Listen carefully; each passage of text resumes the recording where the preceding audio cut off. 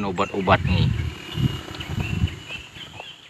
Para petani padi yang ada di Desa Bukit Langkap, Kecamatan Karangjaya, Kabupaten Muratara mengeluh sulit mendapatkan pupuk subsidi maupun tidak subsidi.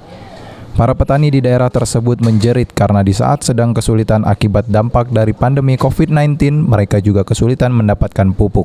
Akibatnya petani terpaksa harus membeli pupuk non-subsidi di daerah sebelah, yaitu Kabupaten Musirawas.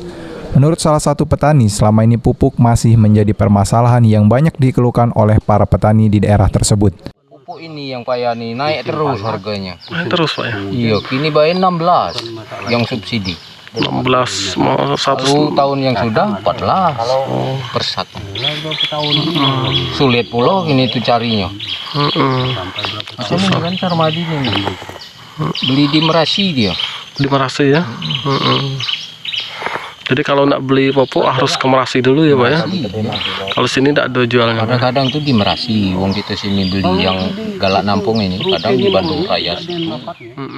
Hingga sampai saat mereka belum memiliki kartu tani yang menjadi syarat penerima pupuk dengan harga subsidi.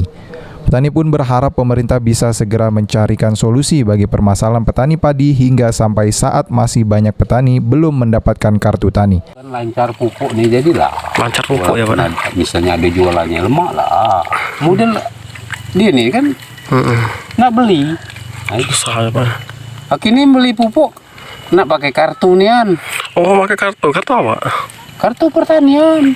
Kartu kelompok. Kartu kelompok. Kalau kita punya ada kartu itu? Belum ada. Mana yang ada kartu di Nah, sini? ini baru dapat kan. Macam mana yang mau beli itu? Pupuk nih ya. 20 yang lado itu. Kartu kelompok tani itu. Adi Arianza, PAL TV.